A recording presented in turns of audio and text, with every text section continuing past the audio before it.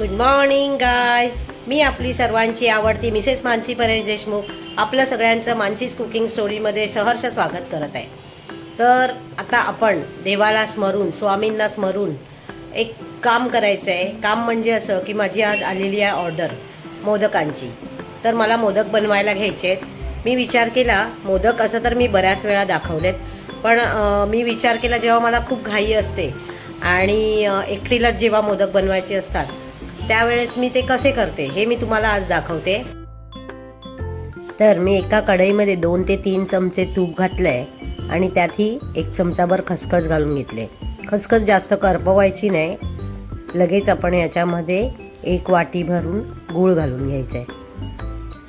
हा गूळ मी कुठच्या कंपनीचा वापरते हे जर तुम्हाला माहिती हवी असेल तर मला मेसेज बॉक्समध्ये मेसेज करा. मी कायम असा गूळ चिरून ठेवलेला असतो, म्हणजे ऑर्डर आली की पटकन मला मोदक करता येतात आणि मला ऑर्डर कधीही येतात. आणि हा नारळाचा चवही माझ्याकडे बऱ्याच वेळा रेडी असतो. तर आता मी 1 वाटीला सध्या 1 वाटी नारळाचा चव घातलाय,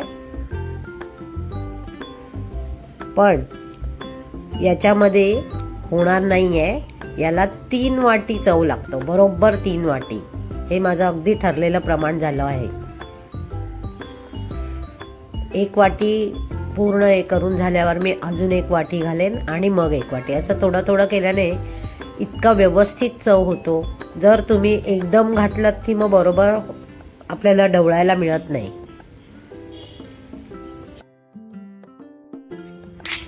तर या प्रकारे आपण सर्व चव छानपैकी मिक्स करून घ्यायचा.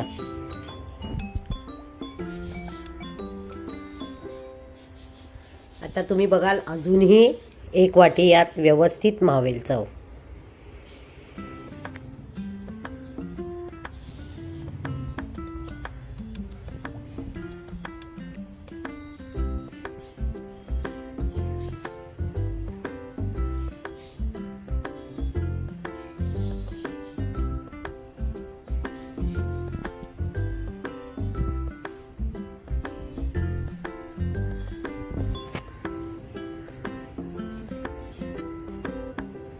अशा प्रकारे मी हा छानपैकी चव सगळा एकत्र मिक्स करून घेतला आहे. आणि कस्टमरची रिक्वायरमेंट होती की याच्यामध्ये ड्रायफ्रूट नको आहे आणि वेलचीही नको आहे, त्यांना जायफळ हवं होतं. तर मग मी याच्यामध्ये जायफळ किसून घातलाय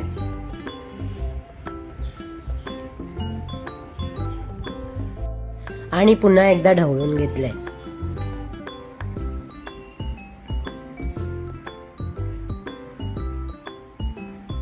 हे सर्व छान एकत्र मिक्स करून आपला चव तयार.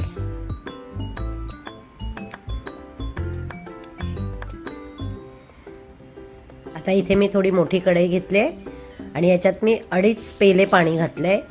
1 चमचाभर तूप आणि थोडीशी साखर, चवीपुरतं मीठ घालून घ्यायचंय.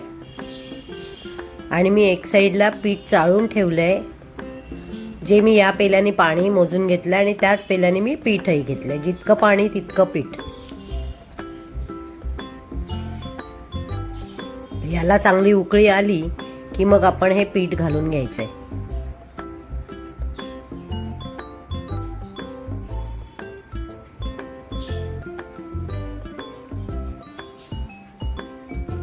ही प्रोसिजर जरा फास्ट करायची. गॅस थोडा कमी करून घ्यायचा आणि मग पीठ घालून लाटण्याने पूर्ण असं हलवून घ्यायचं. तुम्हाला हवंय तर याच्यावर एक वाफ काढायला झाकणही ठेवू शकता, पण मी नाही ठेवत.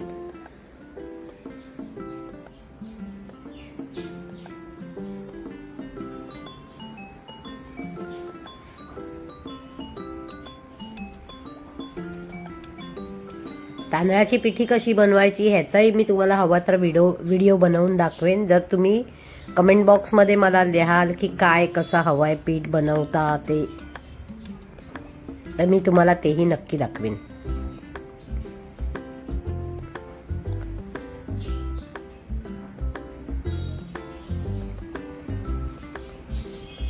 याच कढईमध्ये मी थोडं पाणी घेऊन थोडं सगळीकडे बघा असं मस्त हलवून घेतलं आहे आणि हे मी बाजूला ठेवणार आहे, जेणेकरून आपली कोणतीच गोष्ट वेस्ट होणार नाही, ना पाणी ना पीठ. हे गरम असताना असं ह्याच्या गुठळ्या मोडून घ्यायच्या स्टीलच्या एखाद्या ग्लासने किंवा तांब्याने.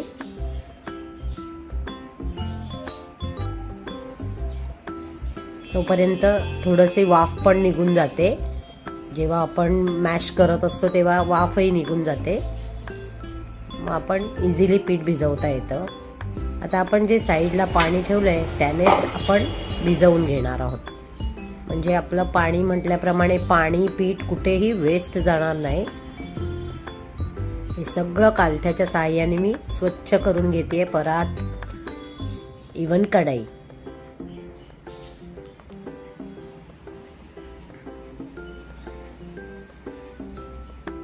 मी खूप लोकांना बघितलंय की परात किंवा ही अशी कढई अशीच खरकटी ठेवून देतात, तर मला नाही आवडत हा प्रकार बिलकुल. मी नेहमी इवन तुम्ही माझे पीठ भिजवताना वगैरे व्हिडिओ बघाल तर मी नेहमी असं सगळं क्लीन करून घेते, म्हणजे वेस्ट काहीही होत नाही.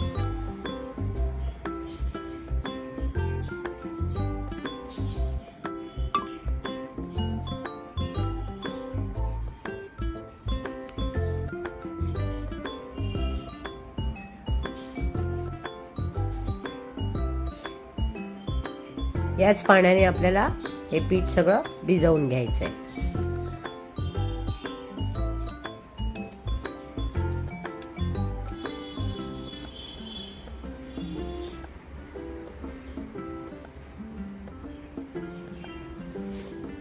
एक पेल्यामध्ये साधारण 11 ते 12 मोदक बनतात.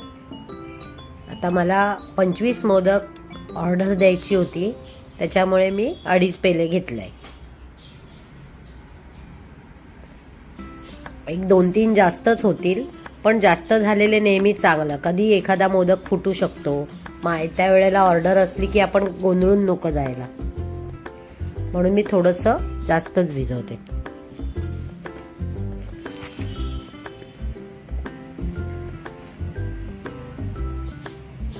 आता हे सर्व पीठ एकसारखं करून हे जे पाणी उरलंय त्याच्यातच ठेवून द्यायचं. खूप पाणी नाही उरलंय, पण थोडंसं उरलं असेल तरी हरकत नाही. त्याच्यात हा गोळा ठेवून द्यायचा आणि झाकण घालून ठेवायचं, जेणेकरून ते पाणी मस्त ॲब्झॉर्ब होऊन पीठ अगदी छान येतं त्याने. एक 10 ते 15 मिनिटांनी मी हे बघा इतकं सुंदर झालंय पीठ.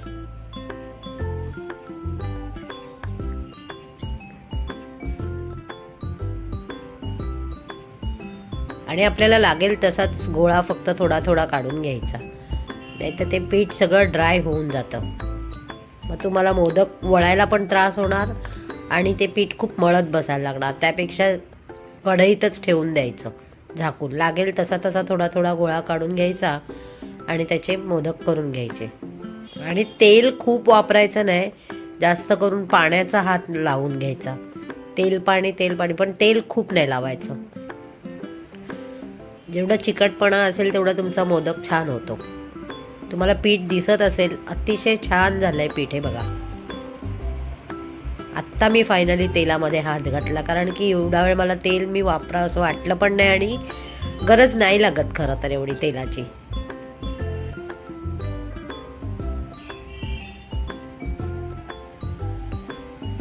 कायम मोठं भांड बाजूला ठेवायचं पाण्याचं भरलेलं, नाहीतर तुमच्या हाताला जे थोडं थोडं पीठ राहतं ते सतत धुवत राहायचं, नाहीतर तुमचा जो मोदक आहे तो स्वच्छ असा वळला जात नाही आणि फुटत राहतो, चिटकत राहतो. आता हे पहा, मी पारी पण करते. माझा जर तुम्ही अगदी पहिला व्हिडिओ बघाल तर मी पारी कशी बनवायची ही शिकवलेली आहे. पण मी घाईच्या वेळेला एकतर हा उपाय खूप चांगला आहे आणि मोदक पण अगदी एकसारखे होतात.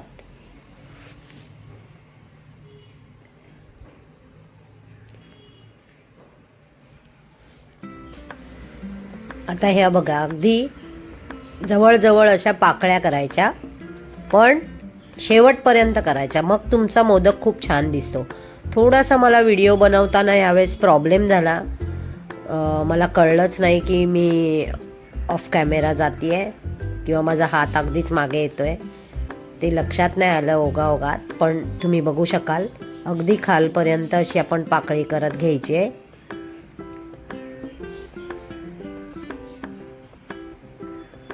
दोन 2022ला केलेला मी सर्वात पहिला व्हिडिओ माझा मोदकांचाच आहे. तर त्याच्यात मी व्यवस्थित पाकळ्या आणि पारी कशी करायची हेही दाखवलंय. तर तुम्ही अगदीच वाटलं तर तिकडेही जाऊन बघू शकता. हे असे गोळे करून घेतल्यामुळे काम खूप इझी होतं, फटाफट होतं.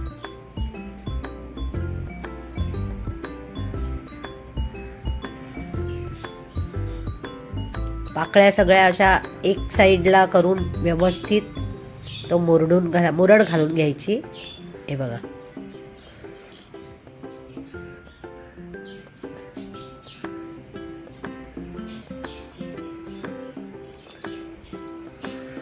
गणपतीमध्ये आम्ही 2500 मोदक केले होते पहिल्या दिवशी. स्वतःचाच रेकॉर्ड आम्ही मोडला होता आणि इतकं वाईट वाटत होतं. खूप लोकांना आम्ही नाही नाही नाही सांगितलं. पण यावेळेस मी ठरवलंय की थोडंसं अजून डोकं चालवायचं आणि 5000 तरी मोदक करायचे. स्वतःचाच रेकॉर्ड मोडत राहायचा सतत. हे पहा, मी अजून 1-2 मोदक तुम्हाला करून दाखवते.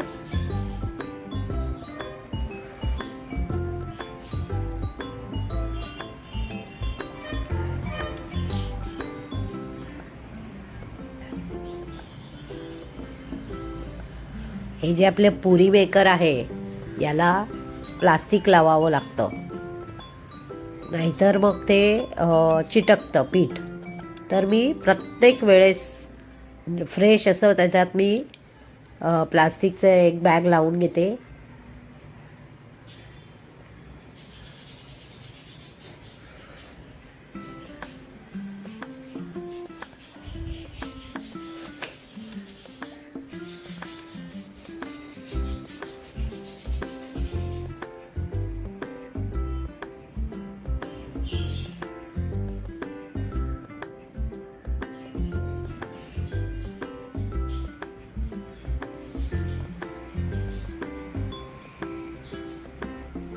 मेक शुअर की आपल्या पाकळ्या एकच साईडला झाल्या पाहिजेत, म्हणजे त्याची दिशा एक साईडला असली पाहिजे, तरच तुमचा मोदक छान दिसतो.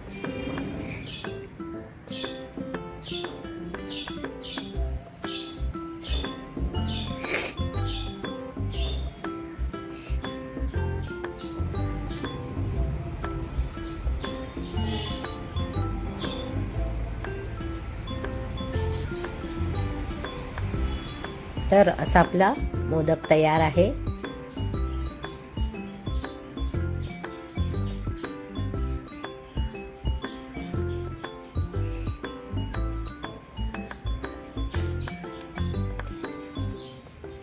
थोडं पहिलं 1-2 मोदक गोंधळायला म्हणजे मला नाही होत, मी सांगते की आपला गोंधळ उडतो. पण नंतर एकदा तुमचा हात बसत गेला की तो शेवटपर्यंत छान मोदक होतात. मग तुमचा मेन उकड चांगली झाली की मोदक चांगले होतात.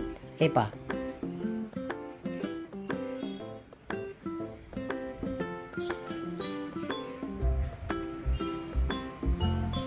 आता हे अगदी 5 ते 7 मिनिटात आपले मोदक उकडून होतील. हे बघा, वाफ आलेली आहे. मी चाळण मोदक ठेवायच्या आधी थोडं ओली करून घेतली होती आणि तेल किंवा तुपाचा हात लावून घ्यायचा, मग मोदक चिटकत नाही, इझिली निघतात.